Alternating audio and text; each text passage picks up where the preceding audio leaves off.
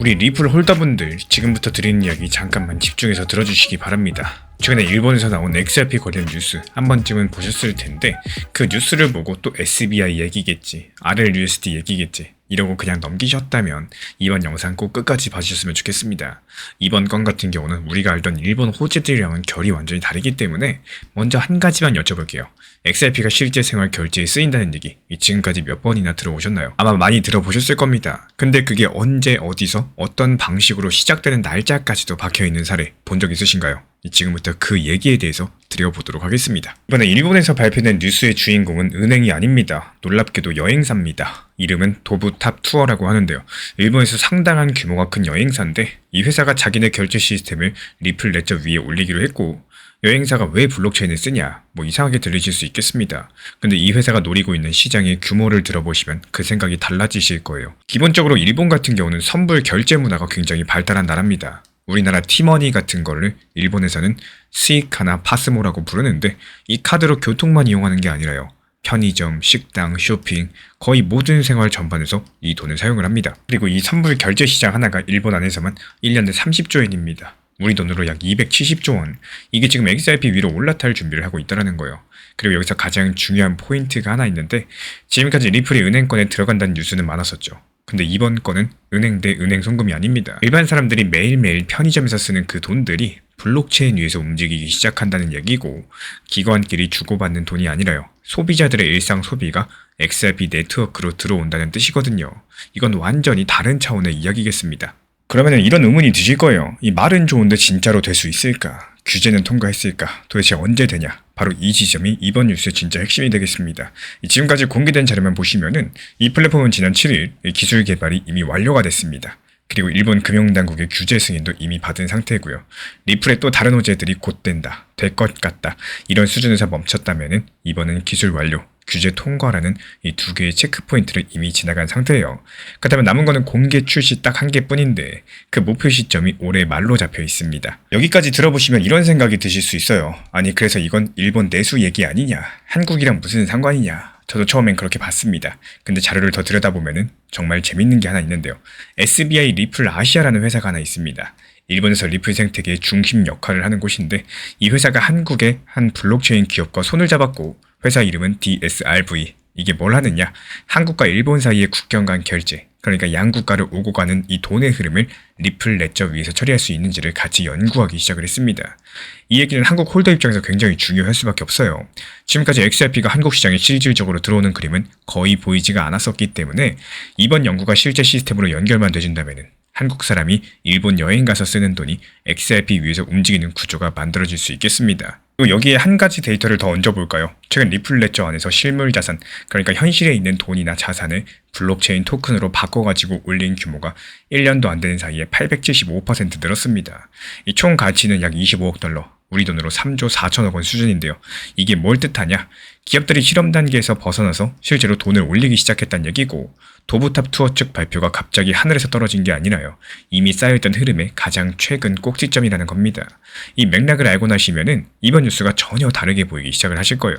그럼 여기서 한번 정리하고 넘어갈게요. 일본의 한 여행사가 은행이 아닌 소비자 결제 시장에서 30조엔 규모 돈을 XRP 위로 옮기는 작업을 시작을 했고, 규제는 이미 통과됐고요. 한국 기업도 여기에 함께 들어와 있으면서 목표 시점은 올해 말입니다.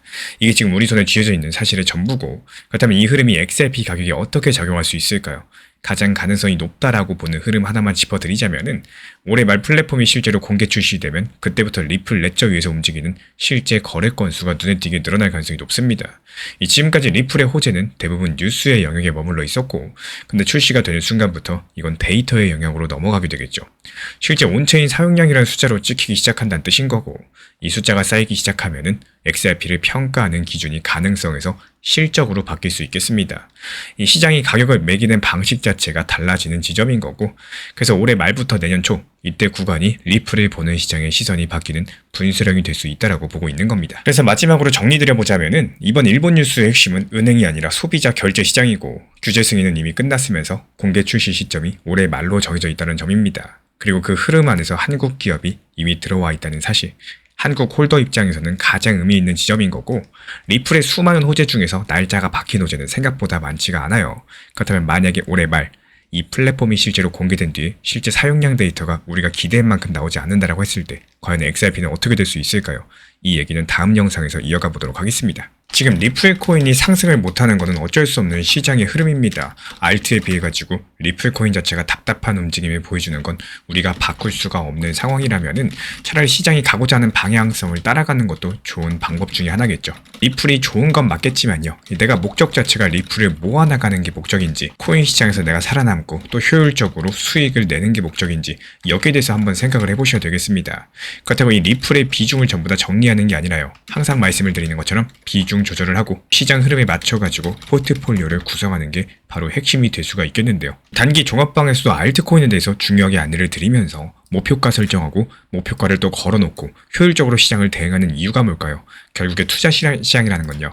이게 팔아야지 내 돈인 겁니다. 팔지 않으면 내 돈이 아니에요. 지금 어떻습니까? 미국, 이란 다시 한번 또 휴전 직전에 갑작스럽게 납포하고 또 발포하고 이러면서 시장이 다시 무너졌죠. 그렇다면 그 전에 수익 실현해놓은 사람들 결국에 현금 비중 가지고 다시 대응이 가능한 거고, 이게 모든 코인이 다 똑같습니다. 알트코인이든 리플코인이든 모든 게 똑같이 결국에 나한테 도움이 돼야지 의미가 있기 때문에 예전과 달라졌어요. 들고만 있는다고 해서 정답이 나오는 시장? 그 방향성을 해보셨을 때 만약에 아니라고 판단이 되셨으면은 이렇게 실질적으로 나한테 도움이 될 수 있는, 실제 수익이 나는, 그리고 대응이 가능한 이런 시장을 만들어 나갈 수 있는 방향성을 찾으셔야 되겠습니다. 지난 폭락장에서 XRP 1830원 그리고 1900원서 이렇게 두 차례 분할 매수 들어갔던 물량들, 이번에 2200원 단기 매도하면서 깔끔하게 나왔죠. 추가적인 매수 매도 타점 속보로서 받아보고 싶으신 분들께서는 현재 보이는 번호로 연락 주시거나 댓글창 링크 통해서 신청 주시면 확인되는 대로 입장 드리겠습니다. 코인 시장에서 수익을 내는 사람과 물리는 사람 차이는 딱 한 가지입니다. 나만의 전략이 있느냐 없느냐. 실제로 이번에 불과 하루 이틀 만에 빠르게 수익 낸 매매 기록들을 뜯어보면요. 이 세 개 다 같은 원리로서 움직였습니다. 먼저 상승할 수 있는 이유가 있는 종목을 골랐고요. 그리고 차트에서 더 이상 내려가지 않는 지지선을 확인을 했고요. 그리고 보조지표 3개가 동시에 매수 신호를 줄 때 상승 확률이 높은 타점이다 판단을 하고 매수가 들어갔던 겁니다. 그렇다면 그 3개가 뭐냐? MACD-GP로서 큰 추세가 살아있는지 먼저 확인을 하고 RSI가 30 밑으로 내려가서 충분히 빠졌는지 보고 스토캐스틱에서 골든 크로스가 뜨는 순간 매수 버튼을 누릅니다. 그리고 가장 어려워하시는 매도는 어떻게 하느냐? 매수 반대로 하시면 되는 거예요. RSI 기준 70 근처에서 이 스토캐스틱 데드 크로스가 나오면은 욕심 없이 전량 매도한다. 이게 전부입니다. 이번 4월달만 놓고 봐도 지난 4월 1일부터 4월 17일까지 26개의 종목을 추천드렸고 이 26개 전부 다 빠짐없이 수익 실현까지도 완료해버렸죠. 지난달부터 계속 말씀드리고 있었습니다. 지금 같은 시장은 소규모 알트코인 위주의 장세이기 때문에 메이저 코인들은 일부 비중만 가지고 계시고 또 나머지 비중에 대해서는 최대한 알트로 수익 많이 내셔야 된다. 매번 영상마다 투트랙 전략에 대해서 반복해서 말씀을 드렸습니다.